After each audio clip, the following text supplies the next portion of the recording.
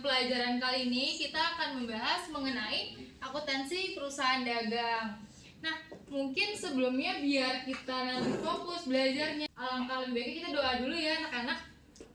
Mungkin ketua kelasnya boleh dipimpin. Untuk mengawali pembelajaran kali ini, alangkah baiknya kita berdoa menurut agama dan kepercayaan masing-masing. Berdoa dimulai. Doa dicukupkan. Oke, terima kasih Nisa.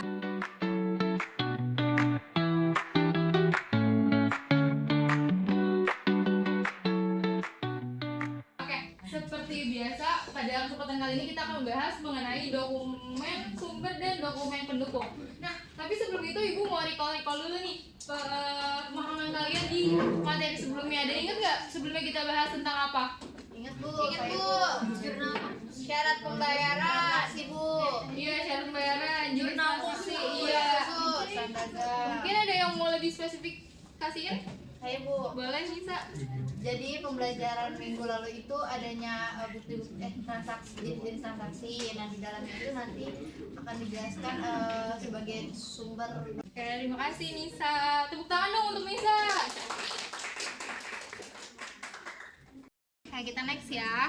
Nah, ini di kesempatan kali ini kita akan bahas mengenai dokumen sumber dan dokumen pendukung, yang mana pada intinya adalah itu berkaitan sama transaksi. Nanti pastinya kan di transaksi kita ada dokumen-dokumen untuk pembuktian bahwa itu ada transaksi yang terjadi. Nah, untuk tujuan pembelajaran di pertemuan kali itu yang pertama, memahami pengertian dan fungsi dokumen transaksi di akuntansi perusahaan dagang. Yang kedua, mengetahui jenis-jenis bukti transaksi di akuntansi perusahaan dagang. Dan yang ketiga itu adalah menganalisis keabsahan dokumen dalam transaksi akuntansi perusahaan dagang.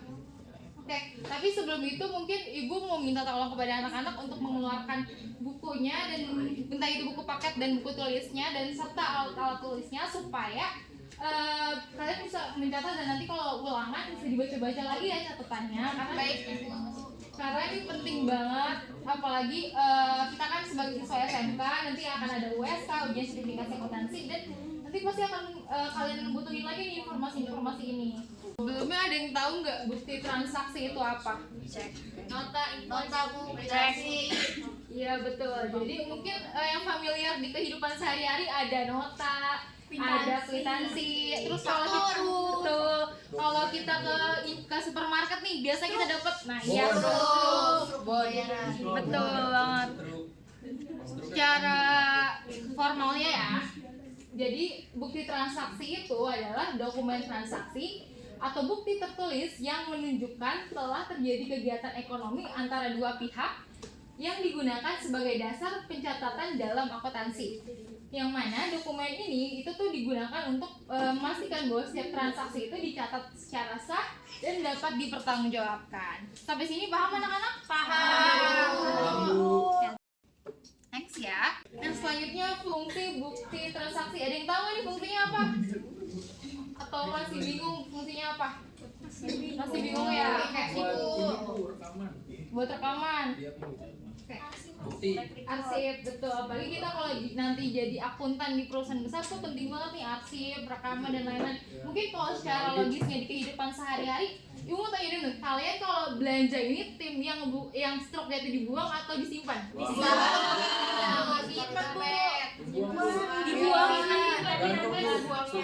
Dibuang tapi nanti. Nah, kalau di perusahaan itu harus disimpan anak-anak. Bahkan ada di beberapa kesempatan bukti transaksi itu disimpannya tuh beberapa tahun. Kenapa? Coba gini, bayangkan siapa ya, Habil nih beli nih ke toko alat tulis, beli 10 pak pulpen, sampai rumah ternyata cuma 8 pak. Nah, kalau misalkan Habil main buang gitu aja, nanti Habil komplainnya gimana? Iya, nggak bisa. Gak ada bukti. Iya betul. Jadi penting ya. Iya betul. Jadi harus disimpan bukti transaksinya. Nah, ini untuk secara teknisnya ya. Kenapa sih bukti transaksi itu penting? Yang pertama, sebagai bukti tertulis. Seperti yang kita ketahui jelas ya, kalau bukti transaksi itu bisa kita lihat. Kalau digital itu bisa kita lihat kan di dalam handphone atau di dalam komputer. Kalau seandainya itu dalam bentuk cetak itu juga bisa kita lihat. Bahkan yang cetak bisa kita jadikan digital dan digital kita bisa print. Nah, jadi penting banget nih bukti transaksi ini sebagai bukti tertulis. Jadi kalau misalkan seandainya tadi kayak ada kasus seperti Habil yang ingin meretur terkait dari pulpen atau hal yang dibelinya, jadi tinggal kasih tahu aja ini loh buktinya. Ada sebagai dasar pencatatan akuntansi. Kan kemarin kita udah bahas ya mengenai yang pertama ada penjualan, ada pembelian, lalu juga ada penerimaan kas dan lain-lain. Nah, itu tuh sumber-sumber datanya tuh dari bukti transaksi. Kita bisa tahu kita beli di toko mana, terus juga kita bisa tahu itu tanggal berapa belinya, terus rinciannya, dan masih banyak lagi. Jadi sumber informasi yang kita gunakan di jurnal tuh nanti dari bukti transaksi anak-anak. Selanjutnya tuh ada alat pengendalian internal. Kalau kita nanti punya bukti transaksi kan kita jadi tahu ya kira-kira uang kita sisa berapa sih dari pencatatan kita, lalu kira-kira di gudang tuh persediaan kita tuh ada berapa sih. Nah, dari situ kita bisa cari tahu nih kira-kira nanti ke depannya kita butuh apa ya, kira-kira nanti pihak-pihak terkait tuh harus ngapain ya, seperti itu.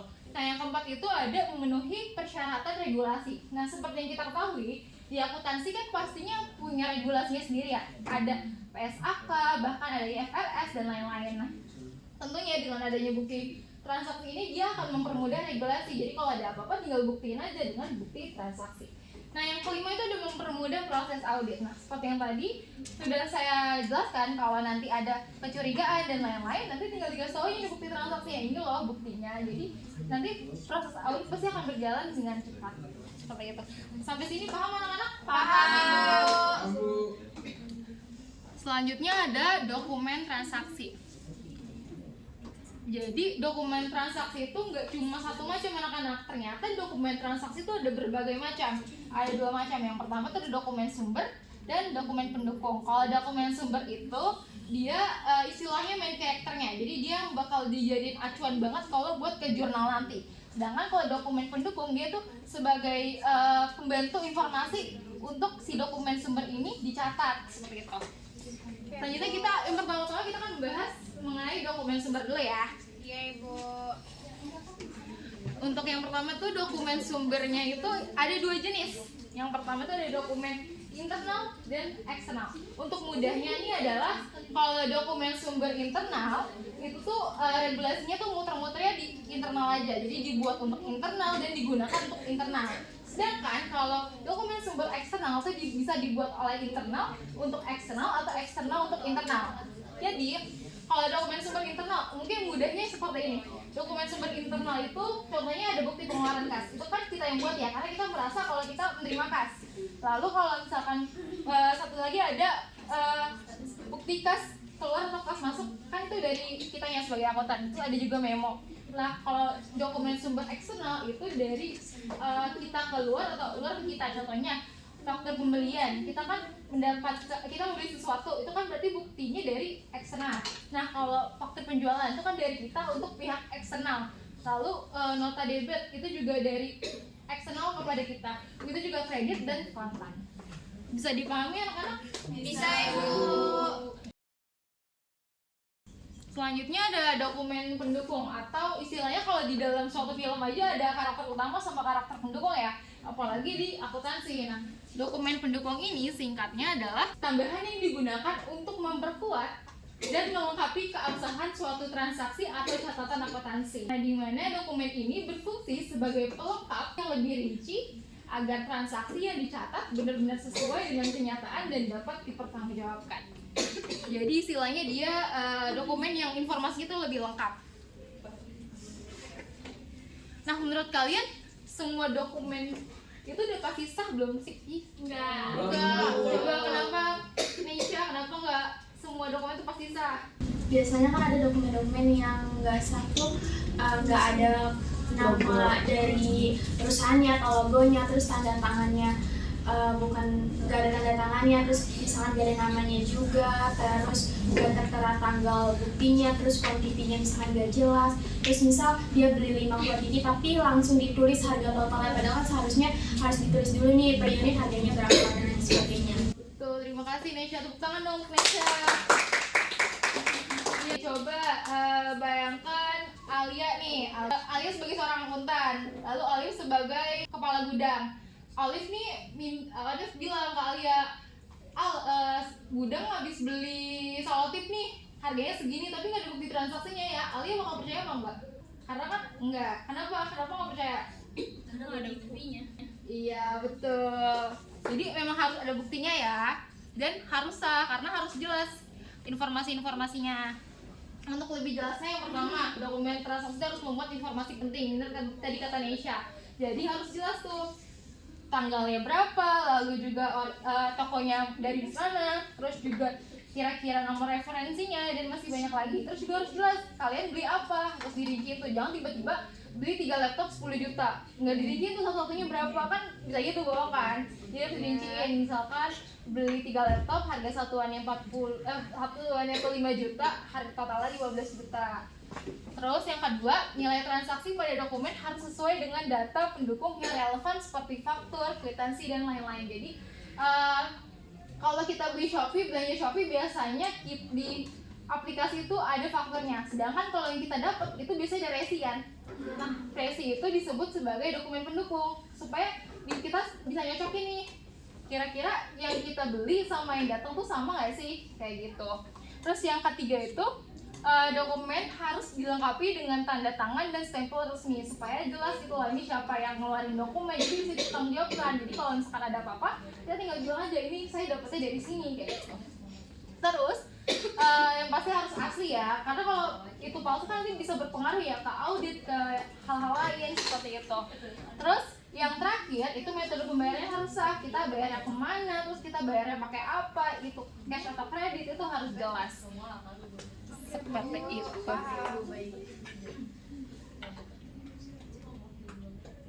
Oke, selanjutnya kita akan membahas satu-satu nih dokumen sumber internal. Tadi ingat kan kalau internal tuh berputarnya regulasinya di internal aja. Ini ada bukti kas masuk. Nah, bukti kas masuk itu kita kemarin sudah belajar juga. Kas masuk tuh kalau kita merasa bahwa kita menerima kas, sebagai seorang akuntan kita menerima kas. Nah, untuk cara membacanya itu juga mudah. Di sini pasti sudah tahu kan ini namanya nomor. Terus ini ada alamat dan perusahaannya. Terus di sini juga kita jelas nih kita menerima uang dari siapa. Di sini juga nilainya 400.000. Iya betul. Ini juga penerimanya jelas tanda tangan. Dan biasanya bukti kas masuk ini umumnya kalau kita menerima hasil dari penjualan kita kayak gitu. Lanjutnya yang kedua itu ada bukti kas keluar. Bukti kas keluar itu biasanya kalau kita bayar, contohnya bayar gaji, kalau betul kita bayar utang dan lain-lain. Ada yang bisa bantu ibu buat baca bukti transaksinya? Saya Boleh Anggun. ini bukti kas keluar ya. Jadi di situ dari pemilik usaha itu PT Hadian di Jalan Kelambayan nomor 11 dan tertera di Tangerang. Jadi PT Hadian ini mengeluarkan uang untuk diberikan kepada Tuan Kasvian yang sebanyak senilai Rp250.000 dan digunakan untuk pembayaran pelunasan utang dilakukan pada 8 Oktober 2020. Tapi nomor bukti kasnya belum tertera di situ. Tuh, terima kasih Anggun. Tepuk tangan dong untuk Anggun. Oke, lanjut ya. Ini ada memo ini biasanya digunakan untuk menyampaikan informasi antar divisi. Jadi misalnya di gudang nih kedatangan barang, nah nanti gudang tuh harus konfirmasi ke bagian accounting kalau misalkan yang dia pesan itu udah sampai. Begitu juga accounting misalkan merasa bahwa dia harus ada yang beli nih, jadi si gudang nih harus mengirimkan. Nah itu accounting harus konfirmasi ke gudang. Nah ini cara mereka untuk berkomunikasi secara formal itu pakai memo. Ini juga jelas ya, ini ada PT-nya, ada juga alamatnya, nomornya berapa, dari siapa, untuk siapa, dan pimpinan apa. Betul, ada tanggalnya juga. Selanjutnya kita akan membahas dokumen sumber atau eksternal.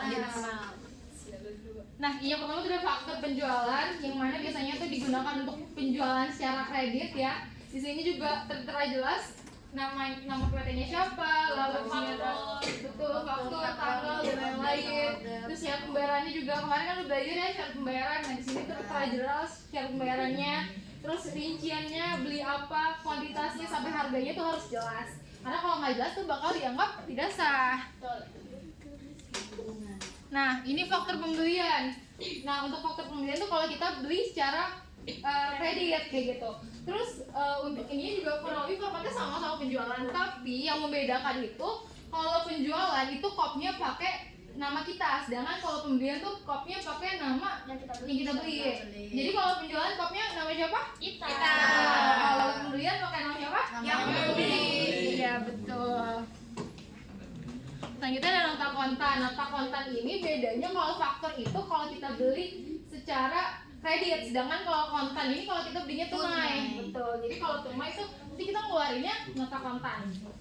Untuk cara pembacanya juga sama, ini ada namanya, ada alamatnya, terus di sini juga harganya dan lain-lain. Jadi jelas ya. Selanjutnya ada nota debit. Nota debit ini biasanya adalah dokumen yang dibuat oleh pembeli untuk menginformasikan pengurangan utang kepada penjual karena barang rusak tidak sesuai pesanan atau alasan lain. Jadi misalnya kita beli barang terus diretur. Nah kan kalau kita udah bayar berarti kita butuh retur uang juga kan, maksudnya kayak kembalian uang. Nah, untuk mengembalikan uang atau pemotongan utang gitu, itu nanti kita harus menerima nota debit kayak gitu. Sedangkan kalau nota kredit itu kebalikannya. Kalau nota debit itu transaksi pembelian, sedangkan nota kredit ini untuk transaksi penjualan. Jadi kita yang harus mengkonfirmasi kalau piutang yang mereka tuh kita potong seperti itu. Bisa dipahami anak-anak? Paham. Oke, selanjutnya ada dokumen pendukung. Ada yang bisa bantu bacain?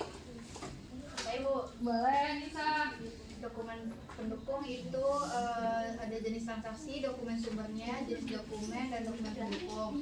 Untuk jenis transaksi penerimaan kas, dokumen sumbernya, bukti kas masuk, jenis dokumennya internal, dokumen pendukungnya, kwitansi, surat perjanjian. Yang kedua, jenis transaksi pengeluaran kas, dokumen sumbernya, bukti kas keluar, jenis dokumennya, jenis dokumen internal, dokumen pendukungnya atau pembayaran, surat permintaan. Jenis transaksi yang ketiga, penjualan tunai, dokumen sumbernya nota kontan, jenis dokumennya eksternal, dokumen pendukungnya kwitansi dan surat jalan. Terus jenis transaksi yang keempat, penjualan kredit, dokumen sumbernya faktur penjualan, jenis dokumen eksternal, dokumen pendukungnya surat jalan, kontrak jual beli. Jenis transaksi selanjutnya itu ada pembelian kredit, dokumen sumbernya faktur pembelian, jenis dokumen eksternal, dokumen pendukungnya purchase order atau PO, dan surat jalan.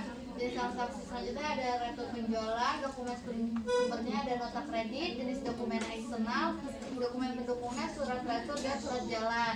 Jenis transaksi selanjutnya yaitu penyesuaian transaksi, dokumen sumbernya ada memo, jenis dokumen internal, dokumen pendukungnya dokumen pendukung terkait, dan jenis transaksi yang terakhir penambahan tagihan, dokumen sumbernya nota debit, jenis dokumen eksternal, dokumen pendukungnya dokumen penunjang dan kontrak. Oke, terima kasih Nisa. Oke, contohnya nih kita melakukan penjualan kredit. Nah, kita harus tahu tuh, kita harus juga mengirimkan surat jalannya. Jadi memastikan bahwa kita tuh udah ngirimin loh gitu.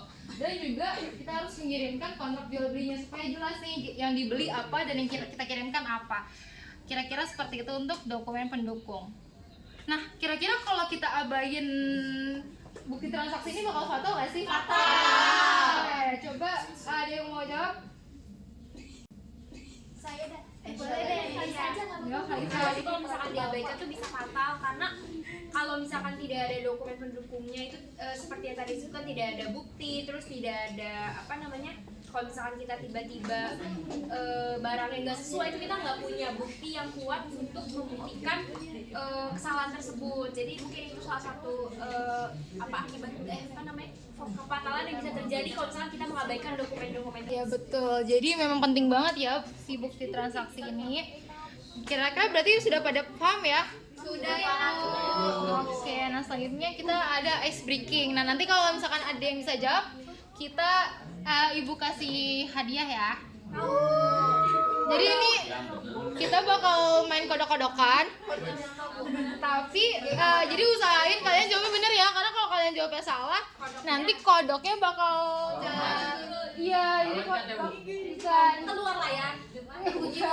kodoknya bakal tenggelam. Jadi harus bener ya. Kasihan dong, Bu. Iya, jadi harus bener ya. Ya Allah, Bu. Saya, Bu. Jawab, Bu, saya, Bu. Wow. Mengapa bukti transaksi penting bagi perusahaan? Jawabannya A, B, atau C? C. A sih. Coba A. C, Bu. B sih. Yang kedua, yang termasuk dokumen sumber eksternal adalah B. B, Bu. B apa A? B ya.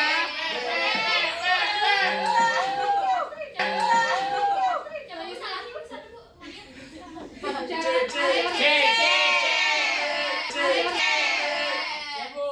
Lompat. Bukti transaksi internal dibuat oleh pihak B. B apa A? Itu Bu E di bawah kodok. B apa A? Itu Bu E di bawah kodok. Dokumen pendukung adalah Yang bagus. A. C, D, Itu B. E. A ya. Abu, coba. Tenggelam.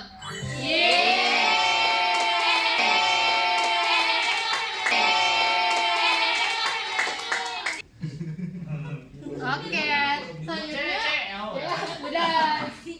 Lainnya, yang lagi tadi kan masih ada yang pas awal masih ada yang bilang ya kalau bukti transaksi itu langsung dibuang aja. Apalagi kalau habis belanja di supermarket. Nah sekarang kira-kira anak-anak bakal langsung buang atau disimpan dulu? Bagus disimpan dulu ya, jangan dibuang. Jangan yang dibuang. Kalau buat apa kok buang, Bu? Jadi disimpan ya. Ada yang bisa nyimpulin pembelajaran kita hari ini?